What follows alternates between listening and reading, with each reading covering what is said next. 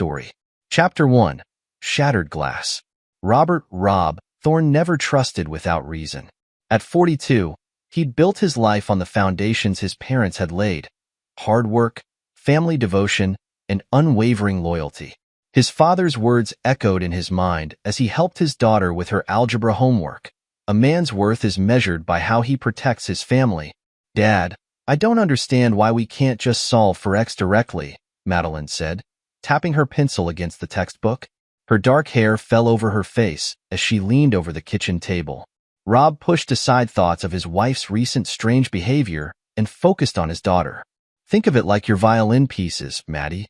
You can't jump straight to the finale without working through each measure." Madeline's face brightened. "Oh, like how Ms. Walsh makes me practice the difficult parts separately before putting them together." "Exactly." Rob watched pride flash across his daughter's face as she tackled the equation with renewed determination. At 12, she was already showing signs of surpassing both her parents' talents, his analytical mind combined with Kate's artistic grace. The sound of heels clicking against tile drew Rob's attention. Kate hurried past the kitchen, her designer briefcase clutched close to her chest. She hadn't noticed them, too focused on whatever she was hiding behind the mahogany bookshelf, the same one his parents had given them as a wedding gift. "I'll be right back, Maddie," Rob said, his voice steady despite the tension building in his chest. He'd been ignoring the signs for months, telling himself he was paranoid. The late-night client meetings that left no paper trail. The changed passwords on her phone and laptop. The way his brother Tom suddenly had money for expensive suits despite owing Rob $200,000. Rob moved silently through the house, years of martial arts training making his steps soundless. Kate stood with her back to him, sliding something behind their wedding photo. "Working late again?" Rob's voice cut through the silence. Kate jumped, spinning around with practiced composure. "Rob, you startled me." "Yes, we have a big listing coming up. The Hendersons' estate. You remember them?" Rob noted how her hand trembled slightly as she smoothed her skirt. "The Hendersons sold their property last month. I saw the announcement in the business section." A flash of panic crossed Kate's face before she recovered. "Oh, different Hendersons. You know how common that name is." She glanced at her watch. "I need to run. Don't wait up."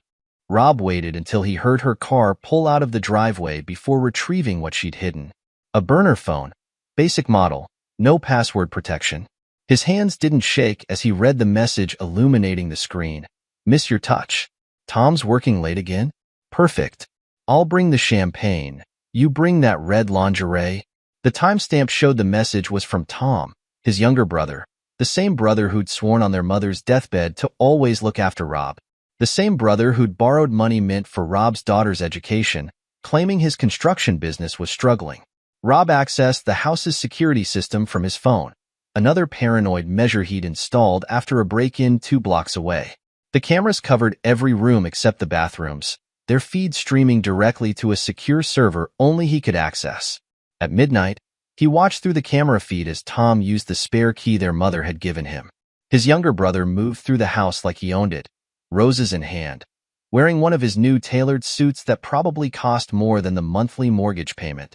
Rob's fingers tightened around the burner phone until the plastic creaked. He'd learned loyalty watching his father care for his mother through years of cancer treatments, sacrificing everything to give her comfort in her final days. Now his wife and brother were desecrating not just his marriage, but his parents' legacy. The front door opened and closed quietly. Rob remained in his home office, listening to familiar footsteps move through his house. The security feed showed Tom heading upstairs, where Kate waited in their bedroom, their marriage bed. Rob opened his laptop and began typing. Each keystroke was deliberate, controlled. He built his educational software company on attention to detail and strategic thinking. Now those same skills would serve a different purpose. His phone buzzed, a text from Trish Martinez, his team lead at LearnTech Solutions.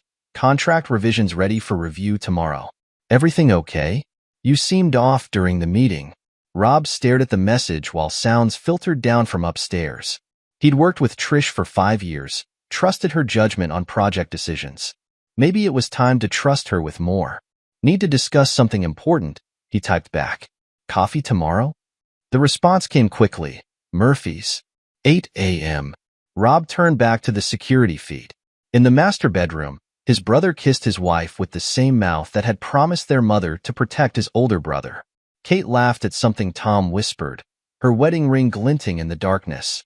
Rob's expression remained neutral as he opened a new document and began listing assets, accounts, and connections. By the time Tom sneaked out at 3 a.m., Rob had outlined the framework of a plan that would destroy them both. He worked through the night, his daughter's violin music drifting from her room as she practiced before school. The notes were precise, controlled, just like the revenge he was orchestrating. When Madeline came downstairs for breakfast, Rob had already erased all traces of his night's work. "Mom didn't come say good night," Madeline said, picking at her cereal.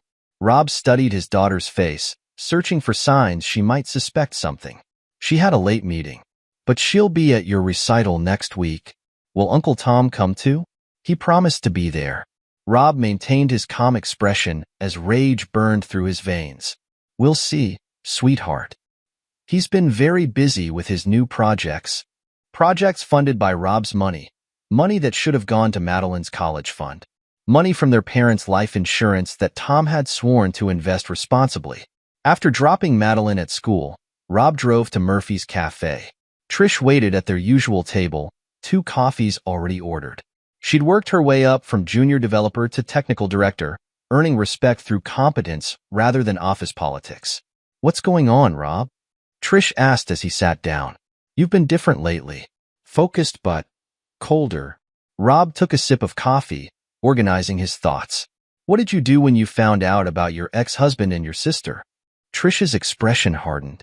She'd lost her family business in the divorce when her husband left her for her younger sister. Now she ran the technical division that had once belonged to him. "I got even," she said simply. "Why do you ask?" Rob placed the burner phone on the table. "Because I need advice from someone who understands revenge." For the first time since discovering his wife's betrayal, Rob allowed himself to smile. It wasn't a pleasant expression. Chapter 2. The Unraveling. The violin's notes faltered, a discordant screech replacing the usual perfect pitch. Eleanor Walsh lowered her conductor's baton, concern etching lines around her eyes as she watched her star pupil struggle with a piece she'd mastered months ago. "Madeline, dear, what's troubling you?" Ms. Walsh set aside her baton and moved closer to the 12-year-old. "You haven't been yourself lately." Madeline's fingers trembled against the violin strings. "I'm fine, Ms. Walsh. Just tired." "You've missed 3 practices this month," Ms. Walsh pressed gently. "That's not like you." The violin slipped from Madeline's grasp, clattering against the music stand. Tears spilled down her cheeks as she crumpled into her teacher's arms. "I saw them," Madeline choked out. "Mom and Uncle Tom. In the garage 2 weeks ago. They were kissing. I don't know how to tell Dad." Ms. Walsh held her student close, her mind racing. Rob Thorne was one of the few parents who truly supported their child's musical education, never missing a recital despite his busy schedule running LearnTech solutions. "Have you noticed any changes at home?" Ms. Walsh asked carefully. Madeline wiped her eyes. "Mom says Dad works too much. She gets angry when he teaches coding on weekends to kids who can't afford regular classes. But those kids need him. Like Maria. She got a scholarship because Dad helped her learn programming." Across town, Rob sat in his office at LearnTech, reviewing financial documents that painted a disturbing picture of his brother's business dealings. Tom had secured contracts by underbidding competitors, then cutting corners on materials. The $200,000 loan, money from their parents' life insurance, had vanished into luxury cars and expensive gifts. "You should see this," Trish said, entering his office with a stack of papers. "Your brother's company isn't just underbidding. They're falsifying inspection reports." Rob scanned the documents, his expression darkening. "Where did you get these?" "Remember Michael, my brother in cybersecurity? He found some interesting patterns in Thorne Development's digital records." A knock interrupted them. Sandra Collins, Tom's project manager, stood in the doorway looking nervous. "Mr. Thorne? I need to talk to you about your brother." Rob gestured for her to enter. Sandra had worked for Thorne Development for 5 years, passed over for promotion in favor of Tom's drinking buddy, despite her superior qualifications. The Highland Creek Resort project, Sandra said, placing a USB drive on Rob's desk. The land has serious environmental issues. Tom buried the reports through bribes to local officials. Rob inserted the drive into his laptop. Why are you showing me this? Because your brother promoted his golf buddy over me last week. Because he's running the company into the ground while driving a new Mercedes. Sandra's hands clenched. Because I saw him with your wife at the Riverside Hotel when he was supposed to be at a project meeting. Trish touched Rob's shoulder as his fingers tightened on the mouse. There's more. Michael found evidence of Kate's involvement. She's been manipulating property valuations to increase her commissions, then funneling clients to Tom's company for kickbacks. Rob's phone buzzed. A text from Rachel, Tom's wife. Can we meet? It's about James. Rachel was a corporate lawyer specializing in fraud cases. She'd recently given birth to their son James, who needed expensive heart surgery. While she worked from home caring for their sick infant, Tom spent their savings on weekend getaways with Kate. Set up a secure room, Rob told Trish. We need to talk to Rachel without being overheard. Later that afternoon, Rachel arrived looking exhausted, dark circles under her eyes, speaking of sleepless nights. James's condition is getting worse, she said, collapsing into a chair. The doctors want to move up the surgery, but Tom says we need to wait. He claims the insurance won't cover it yet. Rob pulled up his brother's financial records. The insurance approved the surgery 2 weeks ago. Tom redirected the funds to a private account. Rachel's legal training took over as she reviewed the documents. These withdrawals, they coincide with Kate's client meetings at luxury hotels. There's evidence of criminal fraud, Trish added, both in the construction company and Kate's real estate dealings. Rachel's expression hardened as she looked at a photo of her son. Show me everything. Hours later, Rob returned home to find Kate and Madeline arguing in the kitchen. Your father's endless charity work with those coding classes is embarrassing, Kate snapped. He's neglecting his real family to play savior to strangers. Those kids deserve a chance. Madeline shouted back. At least Dad helps people instead of just pretending to be perfect. Rob cleared his throat, making both of them jump. Kate's face shifted instantly into a practiced smile. Rob, I didn't hear you come in. Madeline and I were just discussing your weekend schedule. I heard, Rob said coldly. Madeline, go practice your violin. Ms. Walsh mentioned you've been struggling lately. After Madeline left, Kate's smile faltered. You're pushing her too hard with all these activities. She needs time to be normal. Like you've been normal with my brother? The color drained from Kate's face. What are you talking about? Nothing, Rob said, turning away. Yet. That night, he reviewed the security footage from the past 6 months. Kate and Tom in intimate moments throughout his house. Their discussions about waiting until the Highland Creek project was complete before starting their new life together. Their laughter as they mocked his dedication to teaching underprivileged students. Rob's phone lit up with a message from Michael Martinez. Found something interesting in the fertility clinic records. Your brother's been busy. The message included documentation of Kate and Tom's visits to fertility specialists. They weren't just planning to destroy his marriage. They wanted to start a family while Tom's sick infant fought for survival. Rob opened his laptop and began composing emails. To his lawyer, requesting a complete audit of his assets. To Sandra, asking for detailed records of Tom's bribes. To Rachel, suggesting she freeze their joint accounts before Tom could empty them. Upstairs, Madeline's violin music filled the house. Not the usual precise notes, but wild, angry sounds that matched the storm building in Rob's heart. His daughter wouldn't be another casualty of Kate and Tom's betrayal. He would make sure of that. Chapter 3. The Breaking Point. The annual Thorne family reunion transformed Amanda's lake house into a stage where masks began to crack. Rob watched his younger sister fuss over the decorations, unaware she was arranging the setting for the destruction of their family's facade. Kate's running late, Amanda said, adjusting a flower arrangement. Something about a client meeting? Rob checked his phone, displaying the security feed from his house. Kate's client meeting involved selecting lingerie from her secret collection, purchases made with a credit card Tom had given her. She'll be here, Rob said, his voice neutral. Tom's wife Rachel just arrived with James. Rachel struggled up the path carrying her infant son, medical equipment, and a diaper bag. Dark circles beneath her eyes testified to nights spent monitoring James's oxygen levels while her husband spent their savings on another woman. "Let me help." Rob moved to take the equipment, noting how Rachel flinched at his brother's name. "Thanks," Rachel said quietly. "The new heart medication makes him sleep more." Tom promised to be here early to help, but he had a meeting? Rob finished, knowing exactly where his brother was. The afternoon unfolded like a carefully choreographed dance of deception. Kate arrived an hour late, hair perfectly styled to hide evidence of her real activities. Tom appeared shortly after, wearing an expensive watch Rob recognized from Kate's recent credit card statements. To family loyalty. Tom raised his glass during dinner, holding his sick son with one arm while his other hand clutched Kate's newest gift. Nothing matters more than blood. Rob observed his brother's performance with cold clarity. Next to him, Madeline pushed food around her plate, avoiding her mother's gaze. The violin calluses on her fingers had faded. She hadn't practiced properly in weeks. "Uncle Tom," Madeline spoke suddenly, "will you be at my recital next week?" "You promised." Tom's smile faltered slightly. "Of course, Princess. Wouldn't miss it for anything."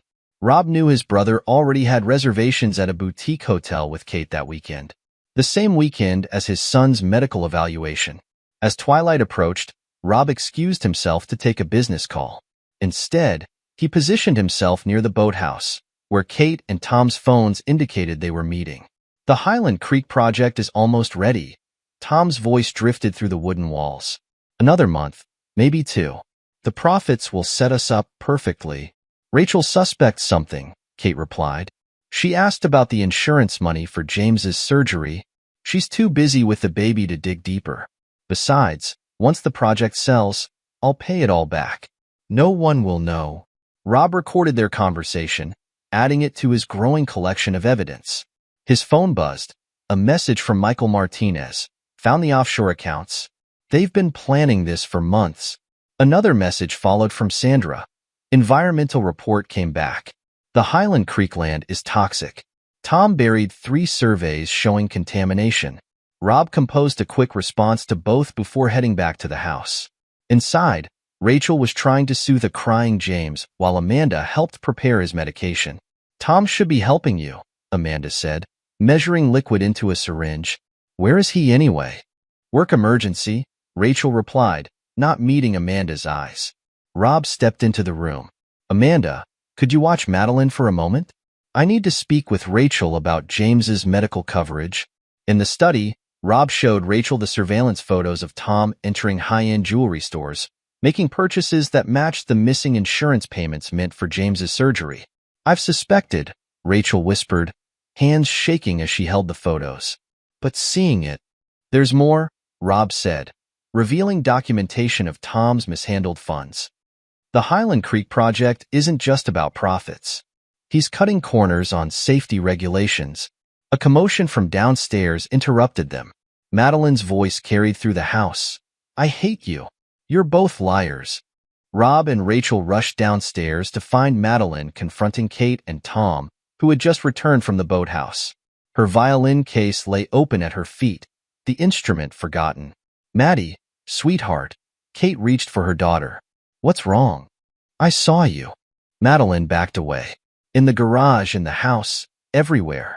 You and Uncle Tom. You're hurting Dad. You're hurting Aunt Rachel and James." The room froze. Amanda's hand flew to her mouth. Rachel clutched James closer to her chest. Tom stepped forward, his practiced charm slipping. "Princess, you're confused. Your mom and I are just—" "Don't call me that," Madeline screamed. "You promised to be at my recital, but you're taking Mom to a hotel instead. I heard you planning it." Kate's composure cracked. "Madeline, go to your room. We'll discuss this later." "No." Rob's voice cut through the tension. "Let her speak. Tell us what you saw, Maddie." For the next few minutes, Madeline revealed everything she'd witnessed. The secret meetings, the whispered phone calls, the lies about business trips. Each word stripped away another layer of Kate and Tom's deception. "Is this why you stopped practicing violin?" Amanda asked gently. Why you've been missing lessons with Ms. Walsh? Madeline nodded, tears streaming down her face. How can I play music when everything's falling apart? Kate attempted damage control. Rob, we should discuss this privately. Like you discussed starting a family with my brother? Rob's words silenced the room. Yes, I know about the fertility clinic visits. While his son needs heart surgery. Rachel's gasp drew everyone's attention. She stared at Tom, comprehension dawning in her eyes. The insurance money, you said it was delayed, but you spent it on her? Tom raised his hands placatingly. Rachel, baby, I can explain. The Highland Creek project will fix everything. The same project built on contaminated land? Rob interrupted. The one where you bribed officials to ignore environmental reports? Amanda moved to stand beside Rob. You borrowed money from me too, Tom. Said it was for James's medical bills. The facades crumbled completely. Kate's perfectly maintained mask shattered as she realized the depth of exposure. Tom's confident demeanor dissolved under the weight of his exposed lies. Rob watched it all with cold satisfaction. In trying to destroy his life, they had orchestrated their own downfall. His daughter's pain, his sister-in-law's suffering. Each betrayal would be answered for. Madeline, get your violin, Rob said quietly. Amanda will take you to her house tonight. Ms. Walsh agreed to give you a special lesson tomorrow. Rob, please. Kate stepped toward him. We can work this out. Like you worked out how to use my parents' life insurance money for your affair? Rob's voice remained steady. Or how you manipulated our daughter against me while sleeping with my brother. The family gathering dissolved into chaos. Rachel left with James. Amanda took Madeline. And Rob watched as his wife and brother scrambled to salvage their crumbling secret life. That night, alone in his home office, Rob reviewed the security footage one final time. Each betrayal, every lie, captured and cataloged. His phone buzzed with messages, from Trish offering support, from Michael confirming more financial discoveries, from Sandra providing additional evidence of Tom's corruption. Rob opened his laptop and began composing a series of emails. To his lawyer, initiating divorce proceedings. To Rachel's law firm, providing evidence of Tom's financial fraud. To the Highland Creek investors, preparing anonymous tips about the environmental hazards. The perfect life he'd built lay in ruins, but from its ashes, Rob would orchestrate a revenge so complete it would destroy not just their relationship, but their entire worlds. As his daughter's violin music drifted from an old practice video, Rob allowed himself a cold smile. The real storm was about to begin. Chapter 4. Calculated Moves. Rob Thorne sat in his office at LearnTech Solutions, studying the dossier Nick Russo had compiled. The private investigator's surveillance photos showed Kate and Tom entering a fertility clinic, her hand resting possessively on his arm. They've been going twice a week, Nick said, his gruff voice matter of fact. Usually after Tom tells his wife he's at construction sites, Rob's fingers tightened on the photos. While his son needs heart surgery, there's more. Nick pulled out another set of documents. They've been looking at houses in Vermont, remote properties, cash deals through shell companies. Rob's expression remained neutral as he reviewed the evidence. Through his company's security contracts, he'd worked with Nick for years, never imagining he'd need the PI services for personal matters. I want everything, Rob said. Bank records, phone logs, emails. If they sneeze, I want to know about it. Nick nodded. Already on it. But there's something else you should see. He slid over a medical file. Your brother's handling of your mother's final months. The oncologist, Dr. Bennett, kept detailed notes. Rob read through Dr. Bennett's documentation, his jaw tightening with each page. Tom had pushed for cheaper treatments against medical advice, claiming financial constraints while driving luxury cars and vacationing in Europe. Found this too, Nick added, producing bank statements. 2 weeks before borrowing money from you for his business, Tom withdrew $50,000 from your mother's medical fund. Spent it on a yacht rental for him and Kate. Rob's phone buzzed, a text from Trish.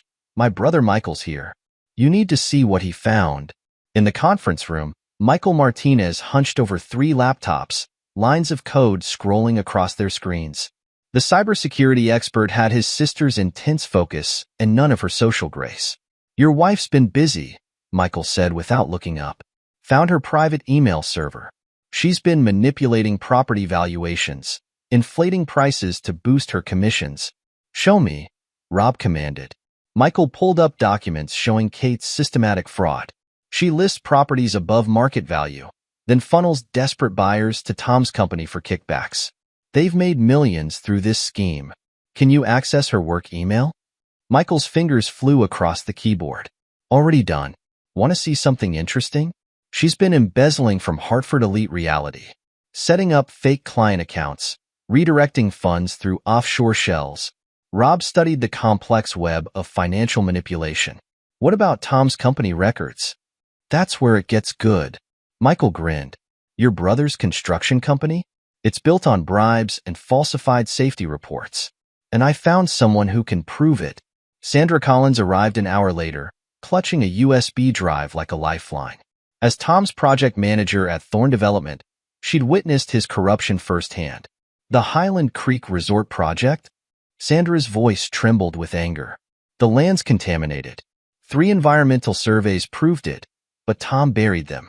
Paid off inspectors to look the other way. Rob inserted the drive, examining proof of his brother's bribes. Why come forward now? He promoted his drinking buddy over me last week. 5th time I've been passed over. Sandra's hands clenched. But it's not just that. People could die if this project goes forward. The groundwater contamination alone. Rob's phone lit up with a message from Rachel. Tom missed James's cardiology appointment. Said he was meeting investors. But I saw the credit card statement. He was at La Maison with Kate. There's something else, Sandra added hesitantly. Tom's been taking money from the company's health insurance fund. The same fund that's supposed to cover his son's surgery. Rob sent a quick text to Nick. Check Tom's connection to the insurance company. Find out who he bribed to delay James's coverage. The phone rang Amanda, their younger sister. Rob? Tom just asked to borrow money. Says it's for James's medical bills. But I checked with Rachel. The hospital hasn't received any payments from them in months. How much did he ask for? $50,000. Said it was urgent. Amanda's voice cracked. Rob, I already gave him $30,000 last month for what he claimed were James's medications. Rob's expression darkened. Don't give him anything else. I'll have Michael trace where that money went. Within an hour, Michael had the answer. Your brother used Amanda's money for a down payment on a lake house. It's in Kate's name, hidden under a shell corporation. Rob opened his laptop and began composing emails. To his lawyer, requesting subpoenas for Tom's business records. To Rachel's law firm, outlining evidence of financial fraud. To the Highland Creek investors, preparing anonymous tips about environmental hazards. What's the next move? Trish asked, watching him work. Rob's smile held no warmth. We let them dig their own graves. Michael, release the environmental reports to local media. Sandra, prepare documentation of safety violations. Nick, get me everything on their fertility clinic visits, dates, payments, doctors, and Kate's real estate fraud? Michael asked. Send anonymous evidence to her firm's ethics board. But not yet. Rob checked his phone. Another text from Rachel about Tom's missing insurance payments. First, we make sure my nephew gets his surgery.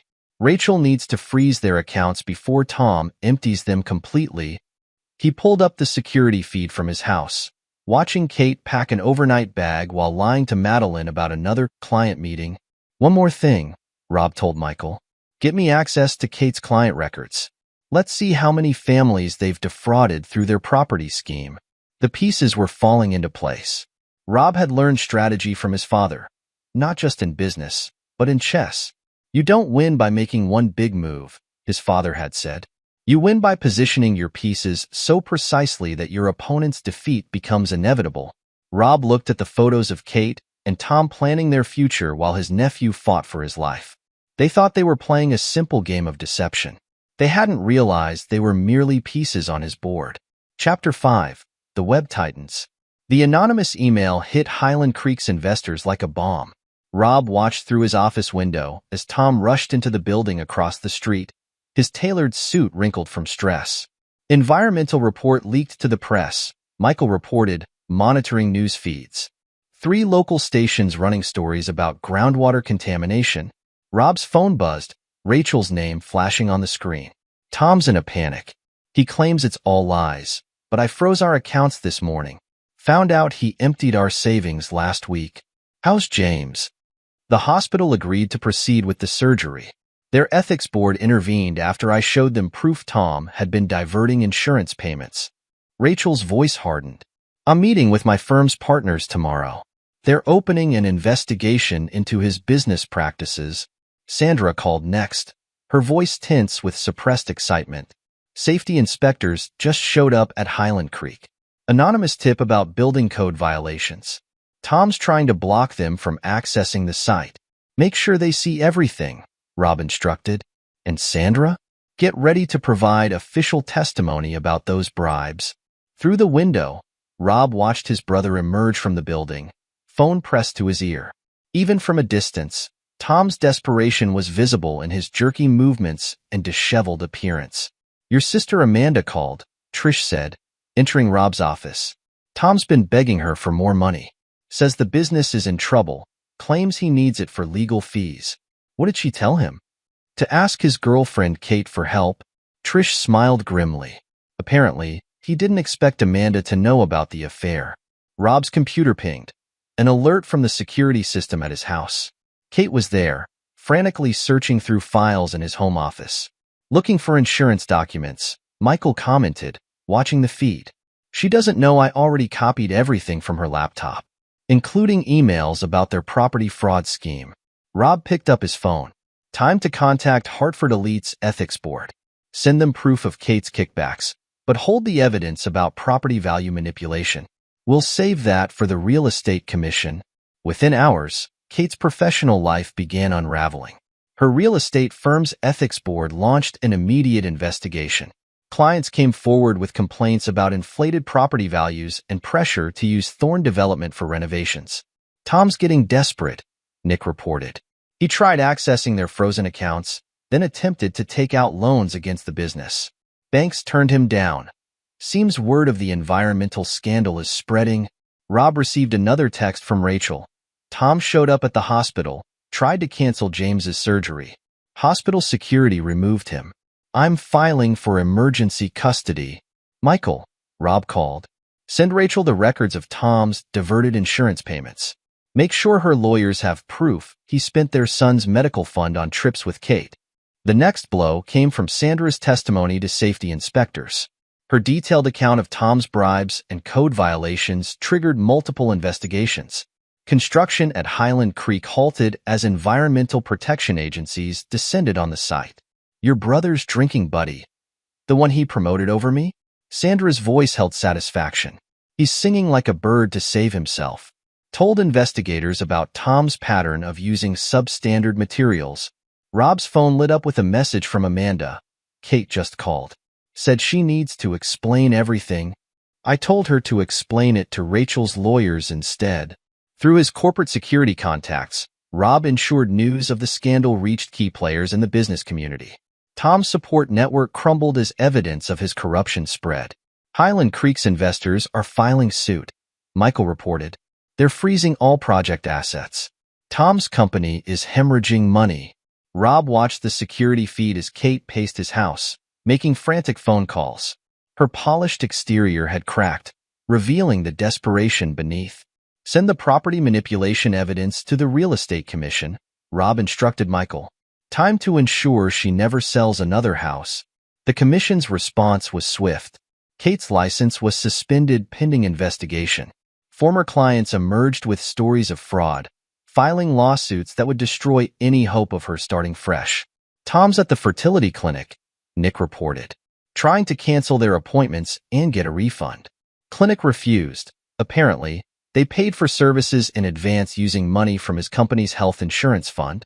Rob's phone buzzed with a text from Rachel's lawyer. Emergency custody granted. Tom's access to James restricted to supervised visits only. The pieces were falling exactly as planned. Rob pulled up the security feed from his house one last time, watching Kate sob into her phone as her professional reputation crumbled. One more thing, Rob told Michael. Send Amanda proof of how Tom spent the money she gave him. Show her the lake house receipts. Amanda's response came minutes later. I'm done with him. The money was from selling Mom's jewelry. She wanted it to help pay for James's care.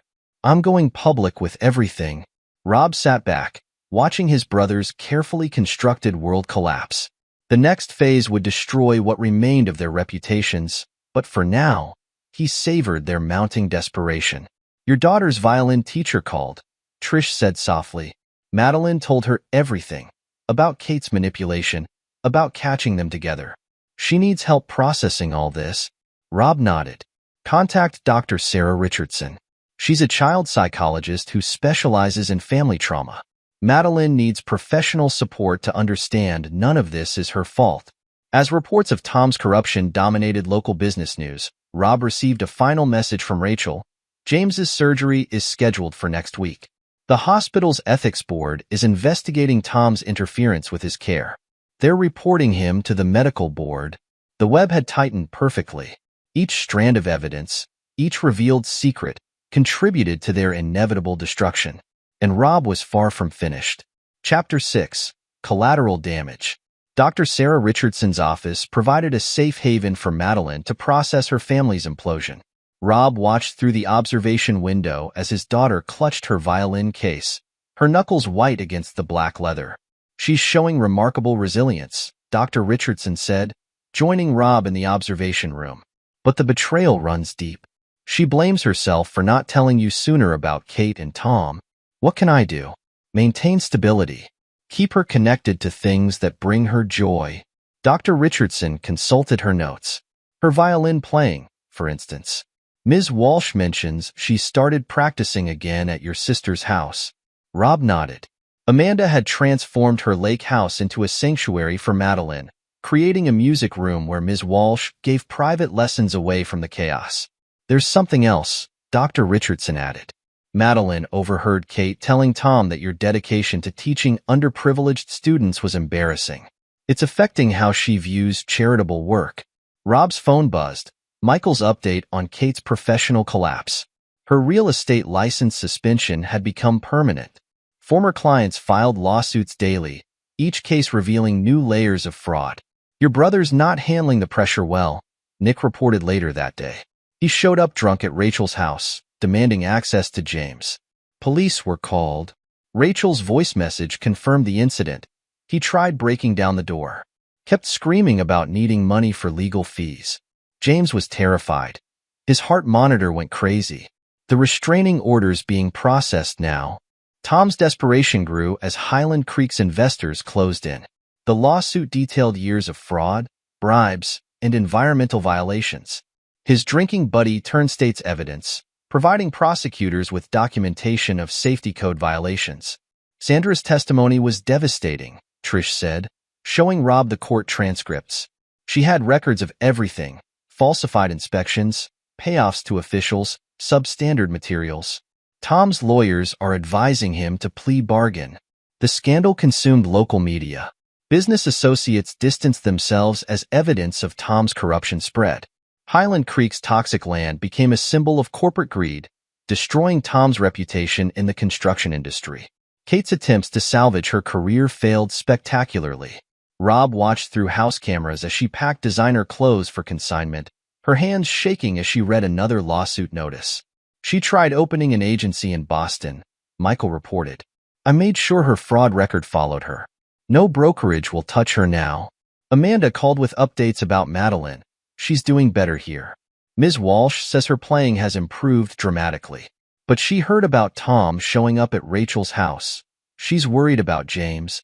How's the baby? Rob asked. Recovery's going well. Rachel said the surgery was successful. Amanda's voice hardened. No thanks to Tom. Did you know he tried stealing James's medication to sell? Rachel had to install security cameras. The pressure took its toll on Kate and Tom's relationship. Rob's surveillance captured their increasing arguments, each blaming the other for their downfall.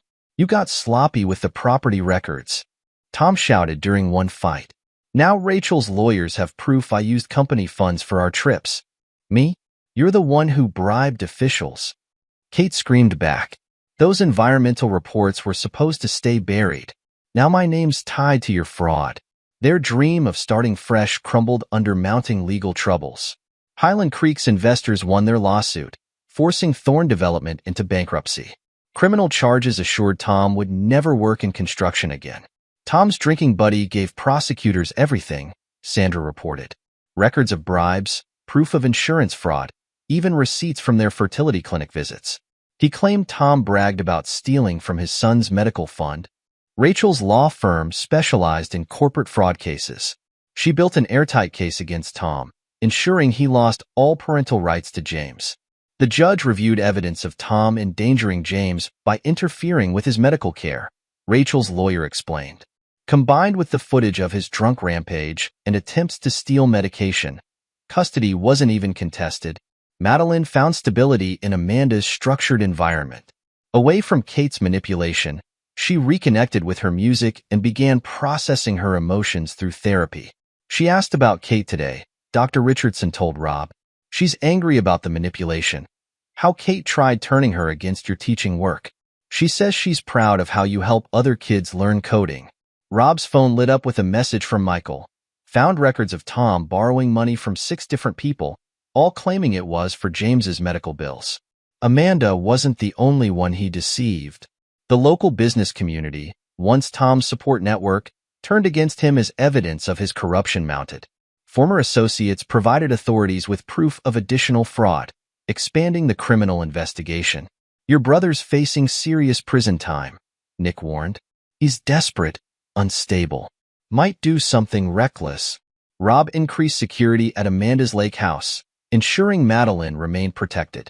Ms. Walsh converted the sunroom into a practice space, filling it with music stands and recording equipment for her lessons. She's channeling everything into her playing, Ms. Walsh told Rob during their weekly update.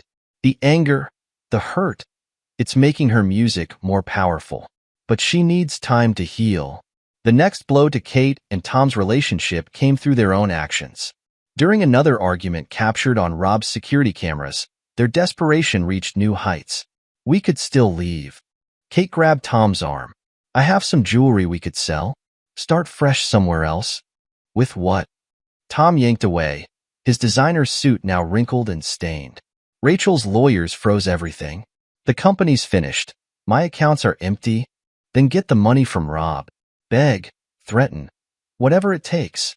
Tom laughed bitterly. You think he'll give me anything after what we did? Besides, I already tried Amanda. She told me to rot in hell. The argument escalated until neighbors called police about the disturbance. Rob watched through surveillance as officers separated them, Tom stumbling drunk to his car while Kate sobbed on the sidewalk.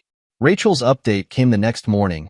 Tom tried accessing James's trust fund, the one my parents set up for the medical bills. The bank caught him forging signatures. More criminal charges? Rob asked.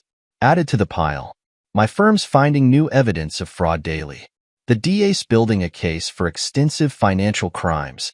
The pressure began manifesting in unexpected ways. Kate, once meticulous about her appearance, now barely maintained basic hygiene. Tom's drinking escalated, resulting in a DUI arrest that further complicated his legal troubles. Highland Creek's investors aren't just suing, Sandra reported.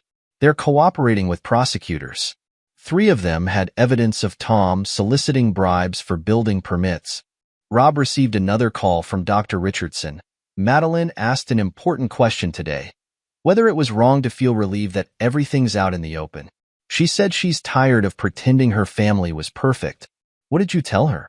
That her feelings are valid. She's processing complex betrayals from people who should have protected her. But she also expressed pride in your response. How you're handling everything with strength rather than falling apart. The destruction of Kate and Tom's affair provided unexpected healing for others. Rachel's law firm promoted her to partner, recognizing her expertise in fraud cases.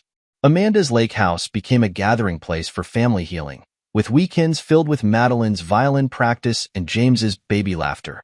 Tom came by my office, Sandra said during their next update. Begged me to recant my testimony about the environmental reports. Offered me a partnership in his next venture.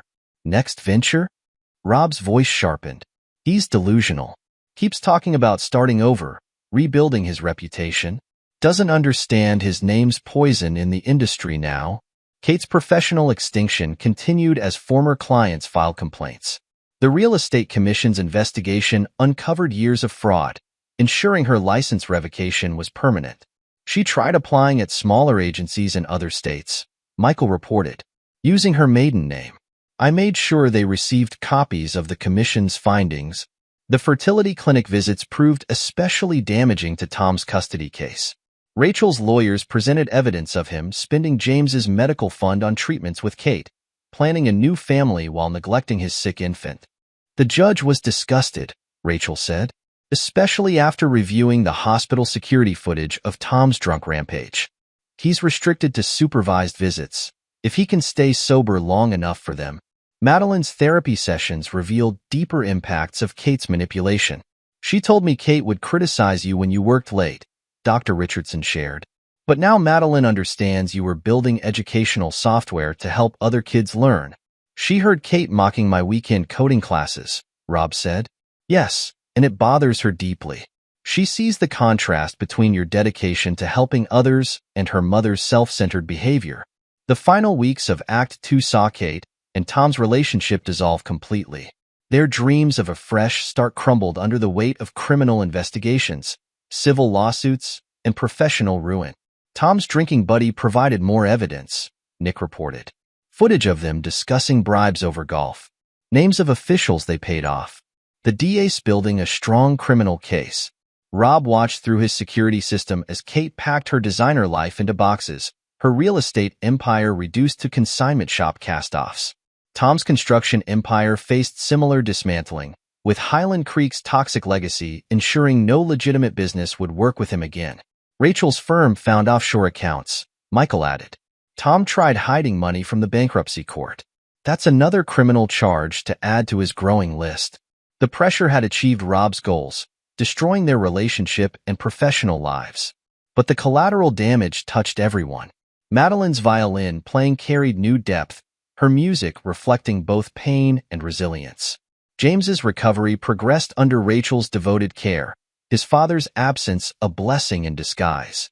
As Act 2 drew to a close, Rob reviewed the devastation he'd engineered.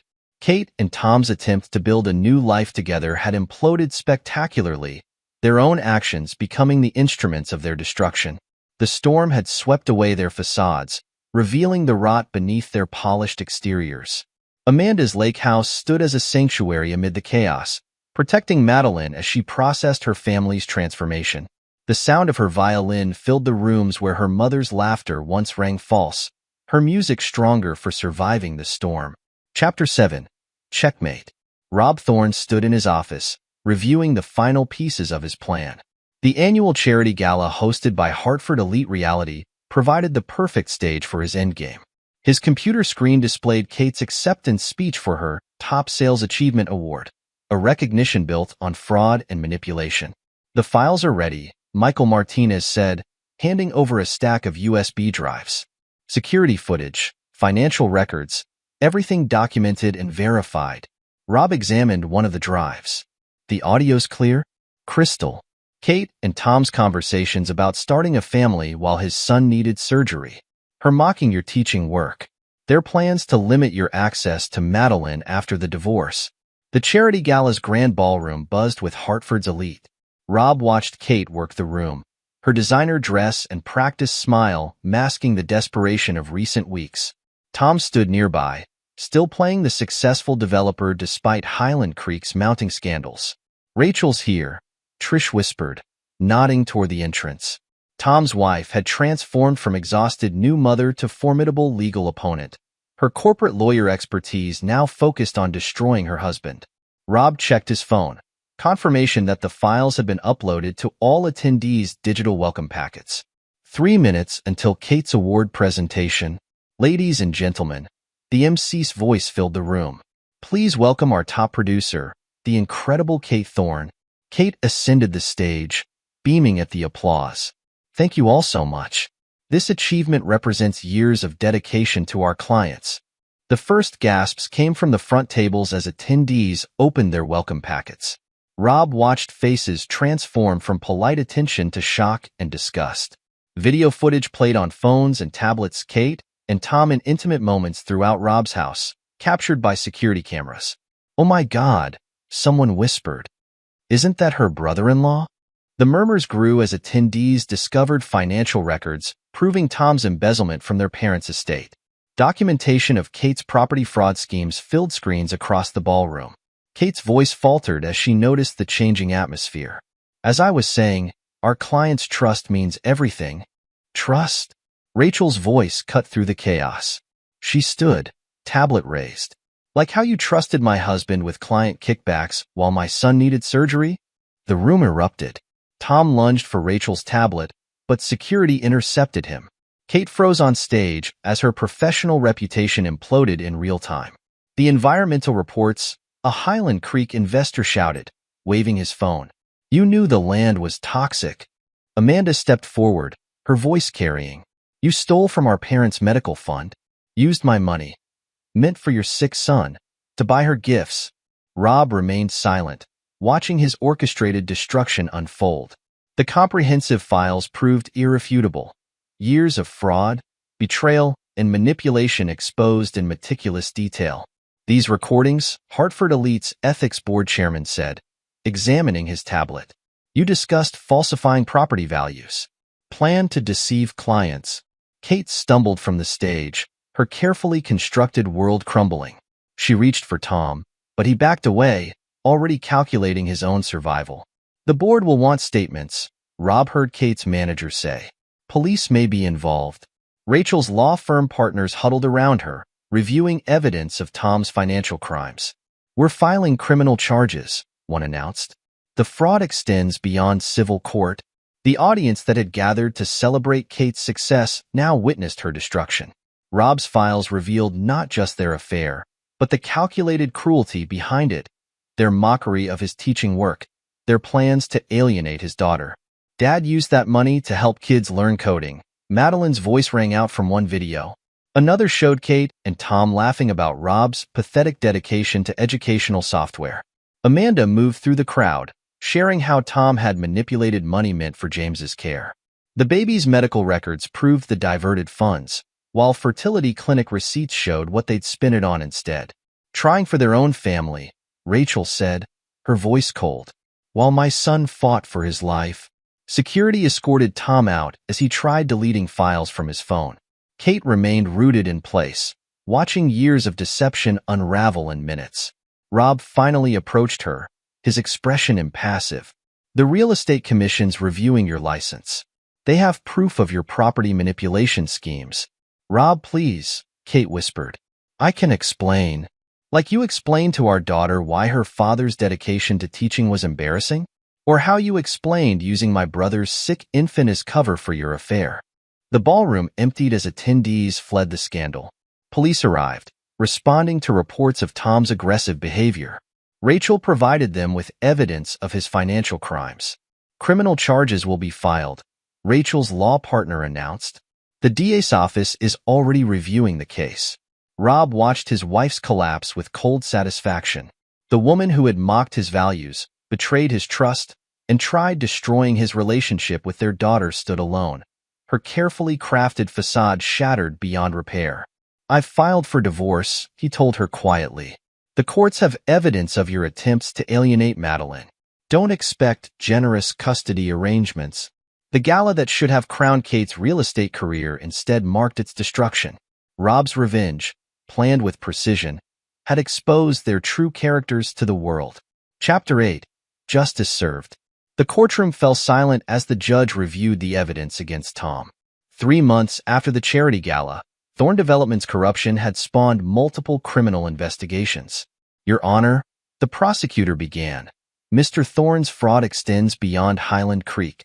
We've documented systematic theft from his own family, including funds meant for his infant son's medical care." Tom's designer suits had been replaced by department store clothes that hung loose on his frame. His drinking buddy turned state's evidence, providing detailed accounts of safety violations and bribes. The environmental reports were clear, the prosecutor continued. Mr. Thorne buried 3 surveys showing toxic contamination. Lives were at risk. Rachel sat with her legal team, James sleeping peacefully in his carrier. The baby's successful surgery, funded by the hospital's ethics board intervention, had given him a healthy pink color. The defendant diverted insurance payments, Rachel's lawyer added. Bank records show transfers to fertility clinics and luxury purchases while deliberately delaying his son's medical care. Tom's defense crumbled as evidence mounted. Highland Creek's investors testified about falsified documents and hidden environmental hazards.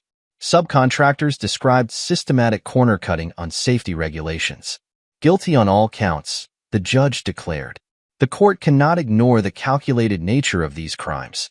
Mr. Thorne didn't just defraud investors. He risked public safety and endangered his own child. Rob watched from the gallery as his brother was led away in handcuffs. The construction empire built with their parents' life insurance money ended in bankruptcy and criminal charges. Across town, Kate faced her own reckoning. The real estate commission's hearing proceeded without mercy. Ms. Thorne's license is permanently revoked, the commissioner announced. The evidence shows years of deliberate fraud. Property values manipulated, clients deceived, kickbacks concealed. Former clients filed lawsuits, each case revealing new layers of deception. Kate's attempt to start fresh in Boston collapsed when Rob's evidence followed her. No brokerage will hire you, her lawyer advised. The fraud records are public. Your professional reputation is unsalvageable. The divorce proceedings proved equally devastating. Rob's documentation of Kate's manipulation of Madeline shocked the family court. These recordings are disturbing, the judge said, reviewing security footage. Deliberate attempts to alienate the child from her father, mocking his charitable work, planning to restrict access. Kate's claims of being a devoted mother shattered against evidence of her priorities. While Madeline struggled with violin practice, security cameras captured Kate and Tom planning their future family. The court awards full custody to Mr. Thorne, the judge declared. Ms. Thorne's visitation will be supervised and restricted. Rob's lawyers negotiated a settlement that left Kate with nothing. Her attempts to claim part of his software company failed when evidence of her mockery of his work emerged. You called his educational programs embarrassing, his lawyer reminded her. Belittled his dedication to teaching underprivileged students.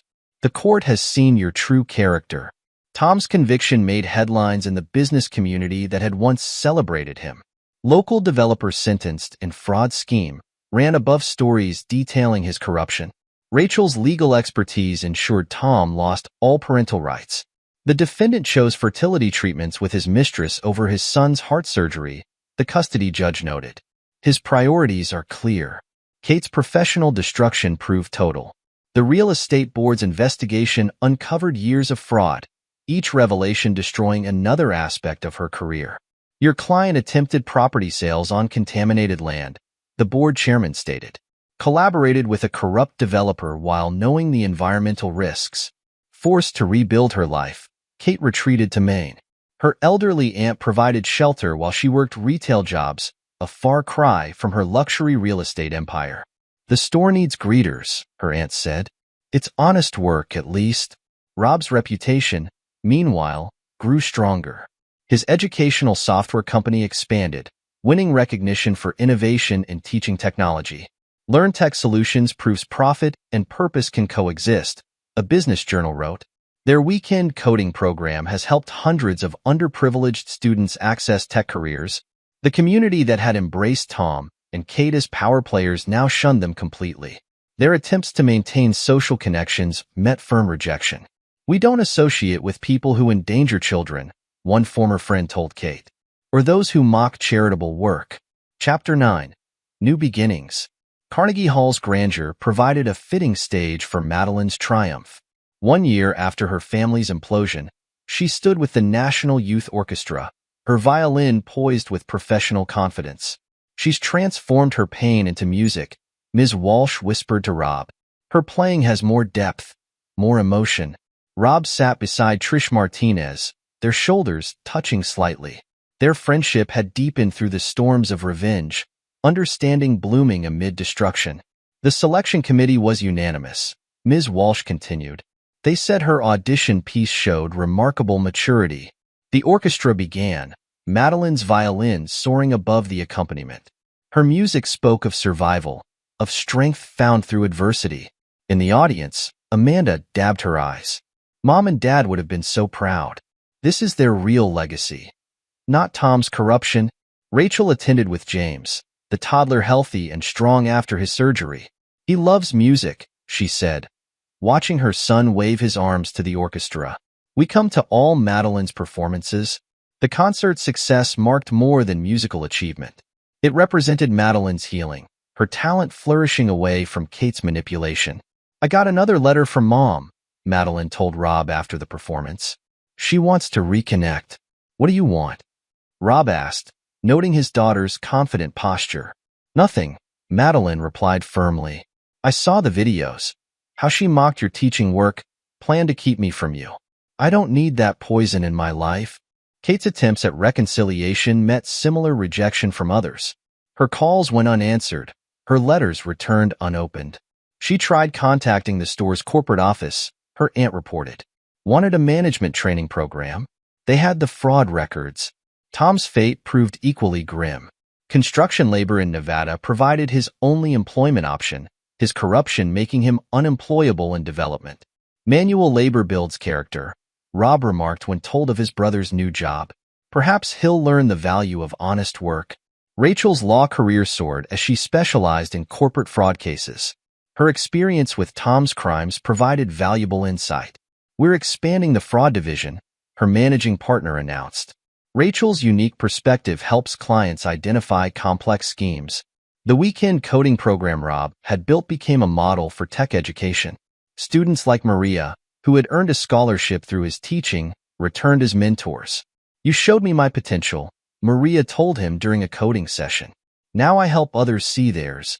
Trish's presence in Rob's life grew naturally, their shared experiences creating deep understanding. She understood revenge, knew its cost and value. We built something better from betrayal, she said, watching Madeline practice. Your daughter's strength, Rachel's success, the students we help, that's the real victory. Rob's orchestrated revenge had achieved more than destruction. It revealed truth, stripped away facades, and allowed genuine relationships to flourish. Your parents taught you loyalty, Amanda reminded him. But they also taught us justice. Tom and Kate betrayed everything they valued. The transformation proved permanent. Kate's retail job in Maine marked her new reality, while Tom's manual labor reminded him daily of his fall.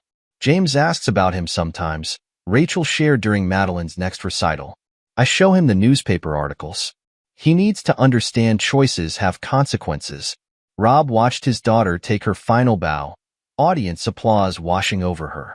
The revenge that had started with betrayal had ended in victory, not through destruction alone, but through the strength of truth revealed. Ready for the next concert? He asked Madeline as they left Carnegie Hall. She smiled, clutching her violin case. Ready for everything, Dad. We're stronger now. Beside him, Trish squeezed his hand. They had all emerged stronger, bound by loyalty tested and proved, surrounded by genuine love that no betrayal could shake. Epilogue. 10 years later, Rob Thorne stood at the window of LearnTech Solutions' new headquarters, watching students file into the coding academy he'd established on the ground floor. The building, a modern glass and steel structure in downtown Hartford, represented everything he'd built from the ashes of betrayal. Dad, Madeline's voice carried from the doorway. At 22, she'd grown into a poised young woman, her violin case slung over one shoulder, a laptop bag on the other. I brought the new curriculum for the music and coding integration program.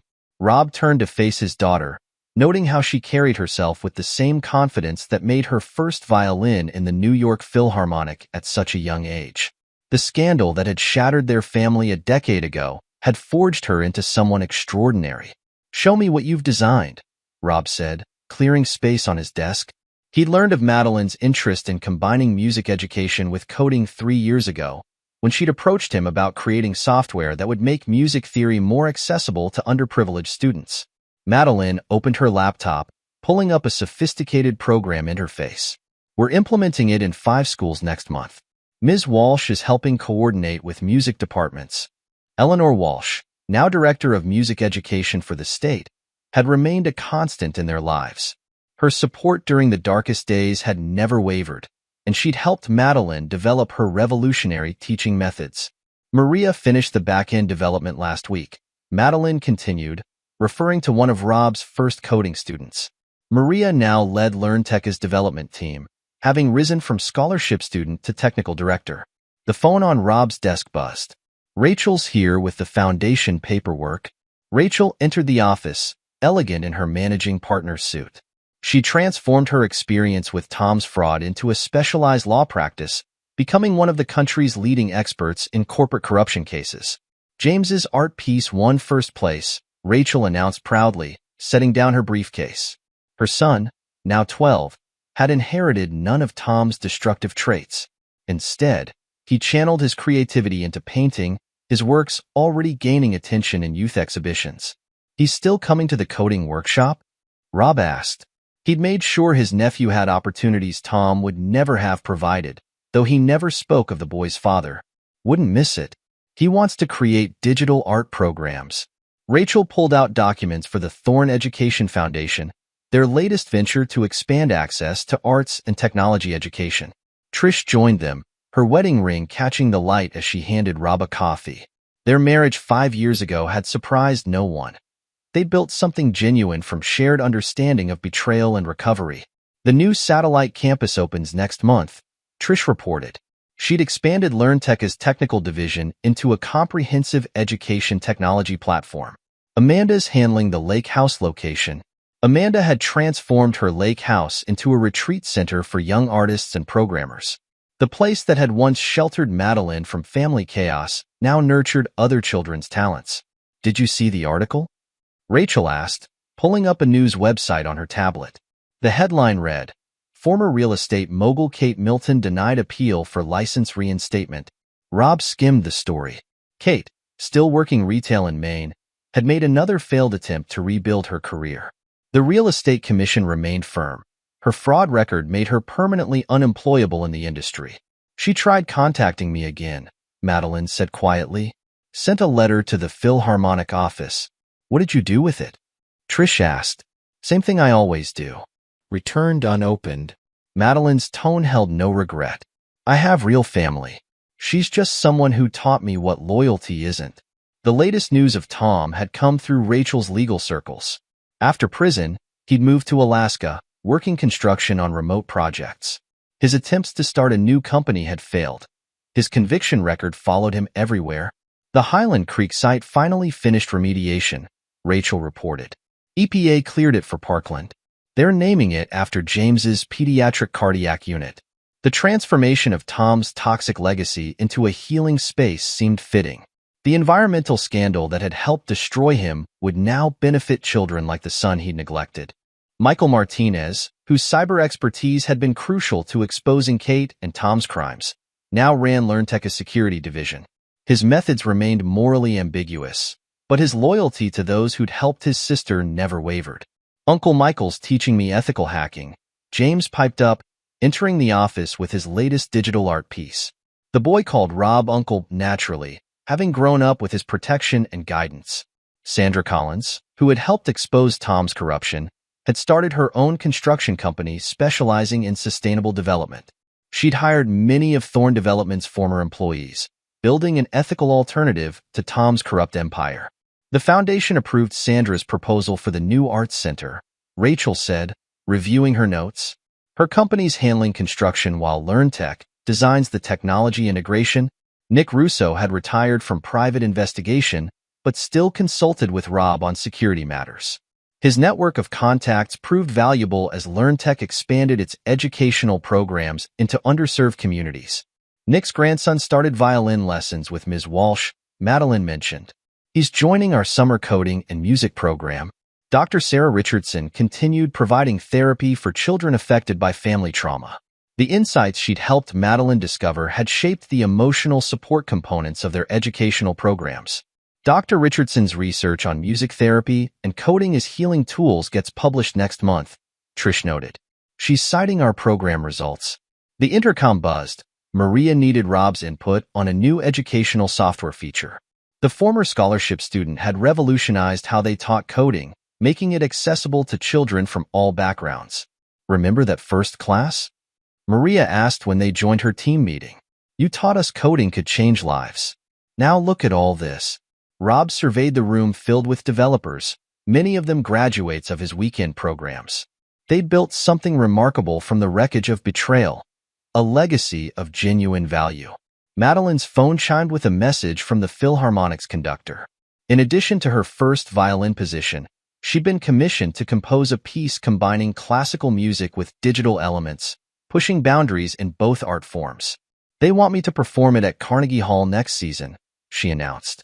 With a student orchestra wheel trained through the foundation, Rob watched his daughter's eyes shine with the same passion he'd protected during the darkest days.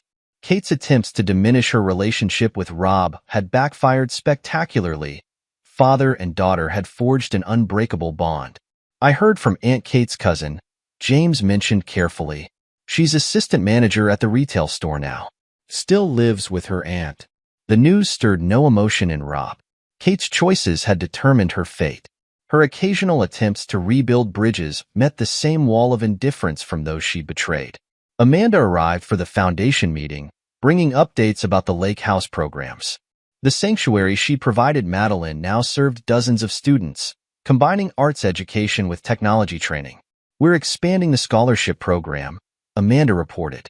Last year's graduates are already working in tech companies or performing with orchestras. The foundation meeting showcased how far they'd come. Rob, Trish, Rachel, Amanda, and Madeline reviewed proposals for new programs, each initiative aimed at nurturing talent and integrity in young people. 10 years, Amanda mused during a break. Mom and Dad would be proud of this. Not the revenge, maybe, but what we built from it. Rob thought of his parents' legacy. Not the money Tom had stolen, but the values they'd instilled. They taught us loyalty has to be earned and maintained. Tom and Kate failed that test. The day ended with a student showcase. Young musicians performed pieces they'd composed using coding skills learned in LearnTech's programs. Parents who'd once been skeptical of combining arts and technology watched in amazement. This is what redemption looks like, Trish said softly, watching Madeline guide a young violinist through a difficult passage. Not forgiveness for those who betrayed us, but building something better from the wreckage they left. James displayed his digital artwork, explaining how coding enhanced his creative process. The son Tom had neglected had found mentors in Rob and his team, growing into a thoughtful, talented young man. Later that evening, Rob and Trish hosted a family dinner. Their home, warm with conversation and music, stood as testament to genuine relationships built on trust and respect. Madeline played her violin while James improvised digital accompaniment. Rachel discussed her latest corporate fraud case with Michael, who offered insights on cybersecurity. Amanda and Ms. Walsh planned the next student showcase. I saw Tom's name in a trade journal, Sandra mentioned during dinner. He tried bidding on an Alaskan construction project, lost when they ran a background check. Kate's store is closing, Amanda added.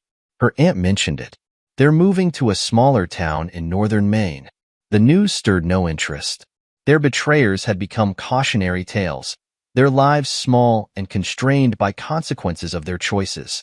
Rob surveyed his real family, not bound by blood alone, but forged through loyalty proven in crisis.